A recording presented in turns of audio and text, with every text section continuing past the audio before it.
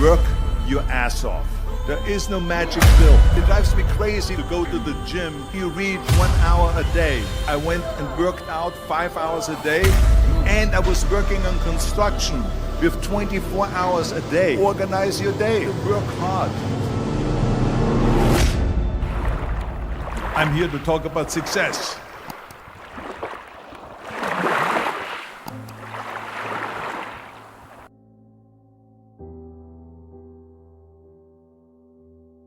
I went to college. I went and worked out 5 hours a day, and I was working on construction, because in those days in bodybuilding there was no money. I didn't have the money for food supplements or anything, so I had to go to work. So I worked on construction. I went to college. I worked out in the gym, and at night from 8 o'clock at night to 12 midnight I went to acting class 4 times a week. So I did all of that. There was not one single minute that I wasted. And this is why I'm standing here today. With the age of 20, I went to London and I won the Mr. Universe contest as the youngest Mr. Universe ever. And it was because I had a goal.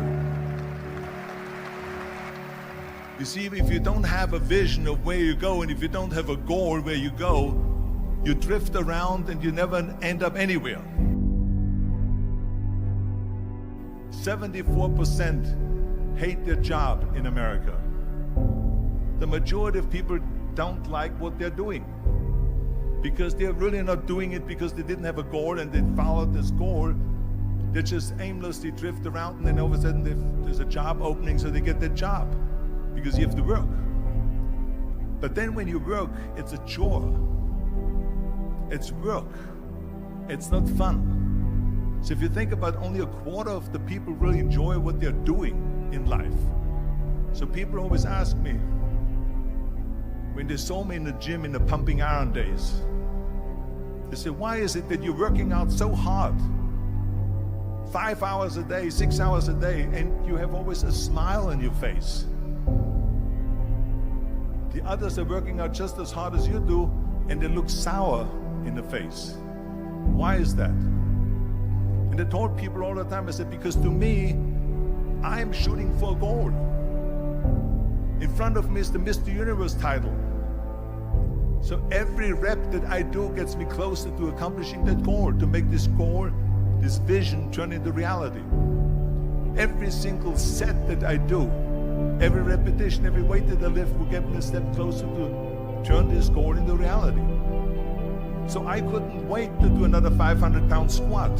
I couldn't wait to do another 500-pound bench press. I couldn't wait to do another 2,000 reps of sit-ups. I couldn't wait for the next exercise. So let me tell you something, visualizing your goal and going after it makes it fun. You got to have a purpose no matter what you do in life. You got to have a purpose. Muhammad Ali worked his butt off, and I saw it firsthand. And I remember that there was a sports writer that was there in the gym when he was working out and he was doing sit-ups. And they asked him, how many sit-ups do you do? And he said, I don't start counting until it hurts. Now think about that. He doesn't start counting his sit-ups until he feels pain. That's when he starts counting. That is working hard. And so you can't get around the hard work. It doesn't matter who it is. Work your ass off. There is no magic pill. There is no magic out there. You cannot get around. You have to work and work and work. Make sure of this and make sure of that and all that stuff. So it's work. And it drives me crazy when people say that they don't have enough time to go to the gym for 45 minutes a day and work out. Or to do something for 45 minutes to an hour a day to improve. If it is physically improve or if it is mentally to improve. Imagine you read 1 hour a day about history. How much you will learn after 365 hours in 1 year. Think about if you study about the history of musicians, of composers, how much you would know. Imagine if you would work on the business, on some business that you want to develop every day for an hour. Imagine how further along you will go and get. So it drives me nuts because when people say we don't have the time, we have 24 hours a day. We sleep 6 hours a day, so that gives you still 18 hours. So there's someone shaking their head out here in front to say probably, I don't sleep 6 hours, I sleep 8 hours, right?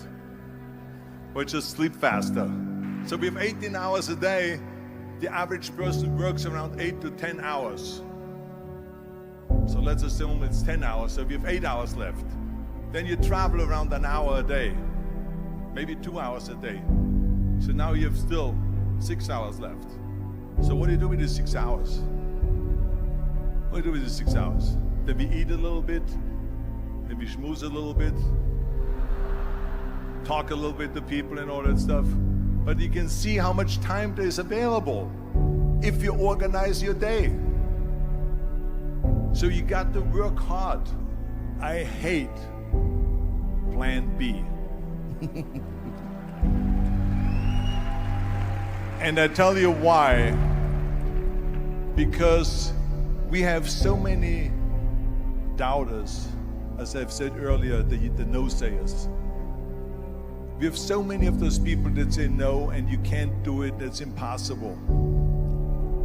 That is okay because we just turn off, as I said earlier, and we listen and we hear the no being a yes. You can't do it, you can do it, and all of that. So that is possible to do that amongst all the negative people around you. But when you start doubting yourself, that's very dangerous. Because now what you're basically saying is that if my plan doesn't work, I have a fallback plan, I have a plan B. And that means that you start thinking about plan B, and every thought that you put into plan B, you're taking away now that thought and that energy from plan A.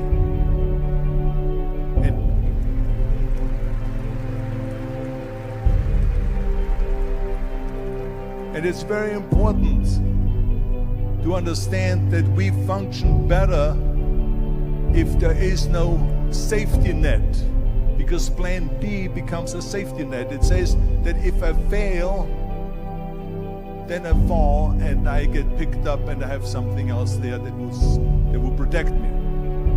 And that's not good, because people perform better when there's no safety net.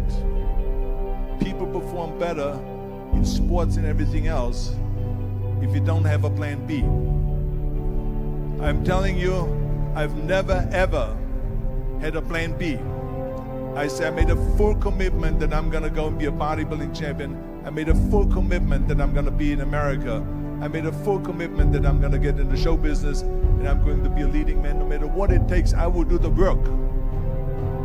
I will do the work over and over and over until I get it. And the same was in politics and everything like that. So to me, it is very dangerous to have a plan B, because you're cutting yourself off from the chance of really succeeding. And the reason, one of the main reasons why people want to have a plan B is because they are worried about failing. What is if I fail, then I don't have anything else? Well, let me tell you something, don't be afraid of failing, because there's nothing wrong with failing. You have to fail in order to climb that ladder. There's no one that doesn't fail. Michael Jordan said in one of his interviews, when they said, "You're unbelievable, you're the greatest basketball player of all times." I mean, tell me about that. And he says, well, you're just mentioning the successes. But he says, for me to become the greatest basketball player, I missed 9,000 shots when I was playing basketball at the NBA games. So during these games that he was so successful, he missed 9,000 shots. Does it make him a failure? No. He's one of the greatest basketball players of all times, but he failed 9,000 times. Do you get it? We all fail. It's okay.